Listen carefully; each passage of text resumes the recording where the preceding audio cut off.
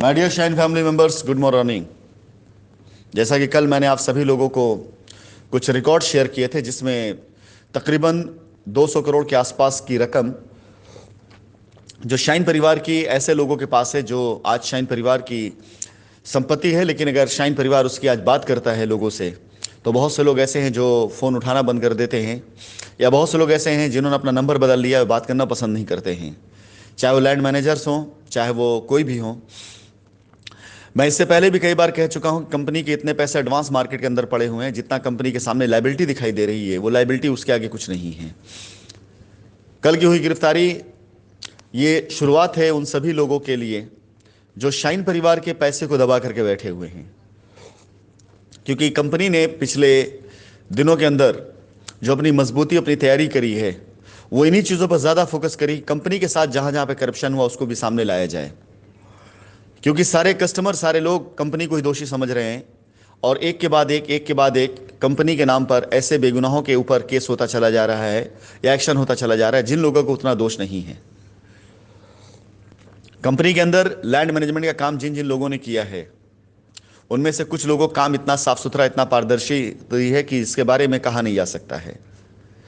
पाई पाई का हिसाब, और बहुत से लोग तो ऐसे भी हैं जिन्होंने अपनी पॉकेट से, अपनी जेब से पैसे खर्च करके कंपनी के लिए काम करके दिया। लेकिन कुछ लोग ऐसे भी हैं जिनके पास आज अगर वो कंपनी का पूर्ण रूप से साथ और सहयोग दे दें, तो विश्वास जानिए कि कंपनी की सारी सारी लायबिलिटी खत्म होते समय नहीं लगेगा। मिस्टर चमन लाल दिवाकर, जो कंपनी के सबसे पहले लैंड मैनेजर थे,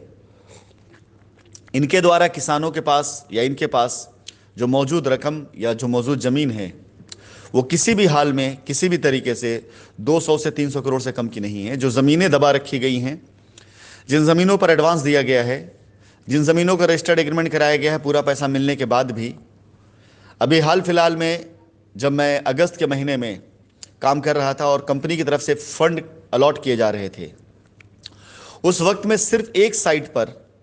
सिर्फ हमारी शाइन वैली साइट के ऊपर जो हम रजिस्ट्री करा चुके हैं किसानों से, उन खेतों के ऊपर किसानों के द्वारा खेती करवा करके, अनाज उगा करके, फसल उगा करके ये लोग हिस्सेदारी ले रहे हैं। लेकिन कंपनी की तकरीबन 100 बीघे के आसपास की ज़मीन पर अवैध कब्जा करा के रखा गया है। और जब ज़मीन खाली कराने की बात की गई, तो हर एक किसान को मुआवजे के तौर पर लाख, 1.5 लाख रुपए पर बीघा सामने से दिलवाने की बात कही गई। लाखों रुपए कंपनी ने उस बीच में दिए अपने ही खेत को खाली करवाने के लिए। यानी कंपनी के साथ अत्याचार आप ये समझिए कि कंपनी ने 2013 में, 2014 में, 2015 में ज़मीन खरीद ली है, वो ज़मीन कंपनी की है, लेकिन उस ज़मीन के ऊपर किसान लगातार खेती कर रहा है। और आज जब कंपनी को अपनी ज़मीन की आवश्यकता पड़ी, तो उस ज़मीन को कंपनी को दोबारा वापस लेने के लिए उस ज़मीन पर फिर से पैसा देना पड़ा। जो पैसा कंपनी ने दिया, जो आपने देखा पीछे अगस्त सितंबर महीने में काम होते हुए, वो काम फ्री में नहीं बल्कि लाखों रुपए अपनी ज़मीन पर फिर से देना पड़ा। शाइन वैली, पैराडाइज गार्डन, ये दो ऐसी ज़मीनें हैं, दो ऐसे साइट हैं जिन पर अगर पूरी कैलकुलेशन निकाली जाए तो किसी भी हाल में 70-80 करोड़ रुपए से कम के एडवांस इन दोनों ज़मीनों में मिला करके नहीं होगा, ऐसा जो पड़ा हुआ किसानों के पास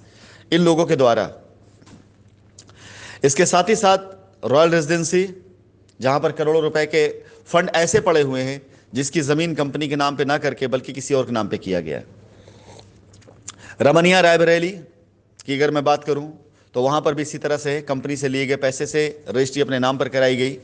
या अपने रिश्तेदारों के नाम पर कराई गई। Same story paradise garden, shine valley में भी,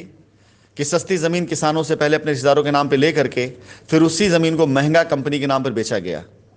इवन यहां तक है कि जिस ज़मीन की कीमत मात्र 25 लाख रुपए, उस ज़मीन की कीमत 1 करोड़ रुपए बता करके 25 लाख रुपए असली किसान दिलाया गया। 75 लाख रुपए का सेम नाम से अकाउंट खुलवा करके उस अकाउंट पैसे दिए गए। फंसे पैसे के तौर पर सुल्तानपुर रोड के ऊपर काफ़ी पैसा, इसके साथ ही साथ कानपुर रोड पर, इसके साथ ही साथ कानपुर शहर के अंदर ऐसे पैसे फंसे हुए हैं कि जिनको अगर उनका कलेक्शन रिकवर कर लिया जाए तो तकरीबन कम से कम कुछ नहीं तो 100 ऐसे परेशान कस्टमर की लायबिलिटी ख़त्म की जा सकती है जो वाकई में बहुत ज़्यादा नीडी हैं।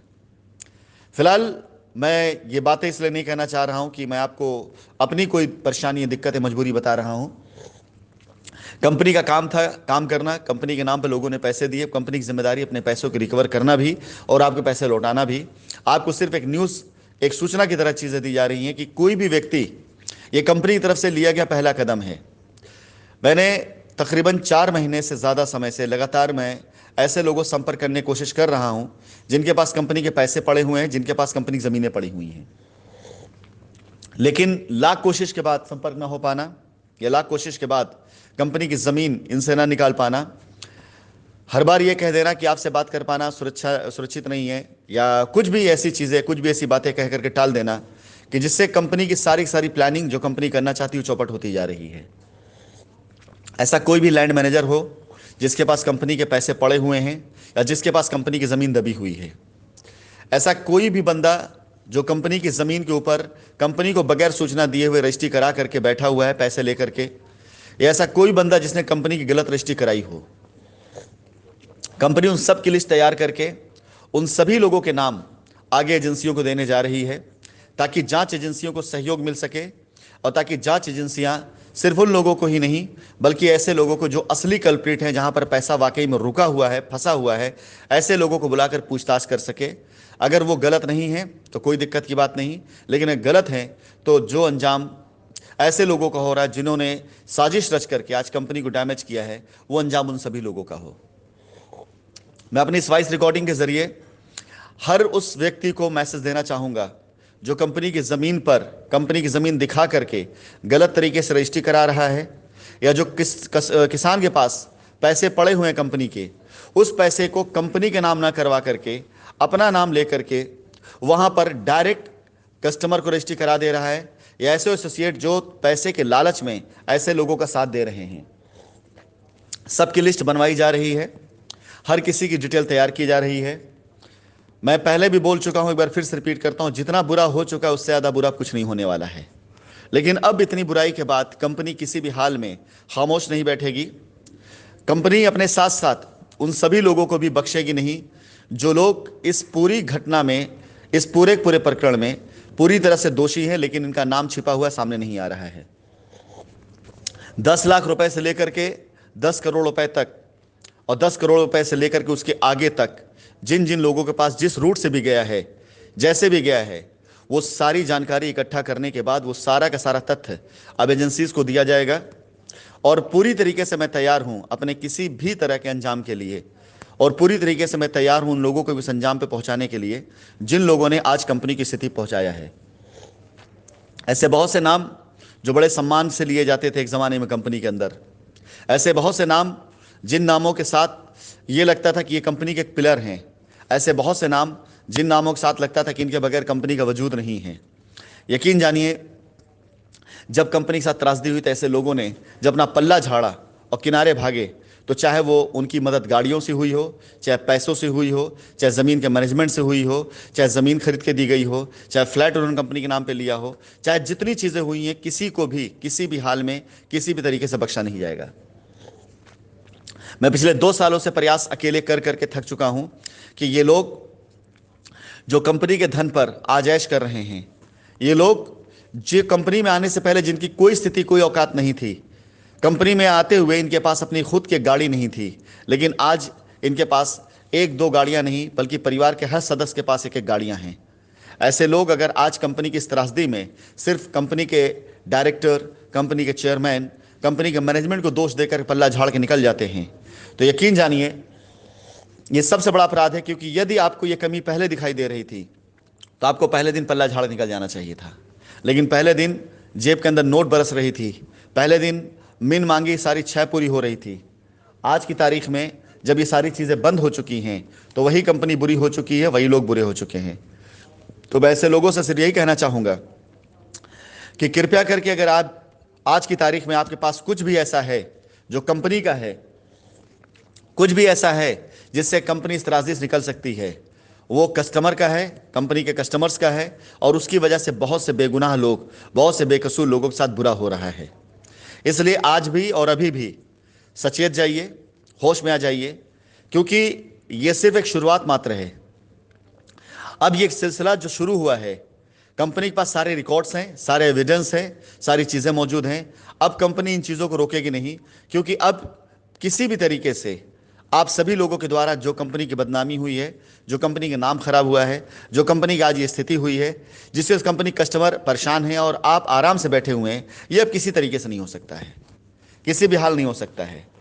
कंपनी आपसे वादा करती है कि कंपनी अपने कस्टमर्स की लायबिलिटी को आपके द्वारा दिए गए टाइम सीमा के अंदर निर्धारित करके ख़त्म करने का पूरा प्रयास कर रही है। पिछले 15 दिनों तक सिर्फ कंपनी ने लीगल चीज़ों पर फोकस किया है। इसमें वो सारे लोगों का नाम भी आया है जो इस बीच में कंपनी के साथ लायबिलिटी ख़त्म करने के नाम पर कंपनी की लायबिलिटी ख़त्म करने से ज़्यादा अपनी एसेट बनाने पर लगे हुए थे, कंपनी की लायबिलिटी ख़त्म करने के से ज़्यादा अपने लिए पैसा बनाने पर लगे हुए थे। ऐसे लोग जिन्होंने अभी इस बीच में कंपनी के कस्टमर से पैसे वसूले, कंपनी में नहीं डाले और कंपनी के कस्टमर से FIR कराने के नाम पर कंपनी से रजिस्ट्री कराई, फ्री रजिस्ट्री कराई और कंपनी का नाम खराब किया, कंपनी डेवलपमेंट चार्ज वसूल रही है। आपको बताना चाहूँगा कि कंपनी के द्वारा जो डेवलपमेंट चार्ज निर्धारित किए जाते हैं,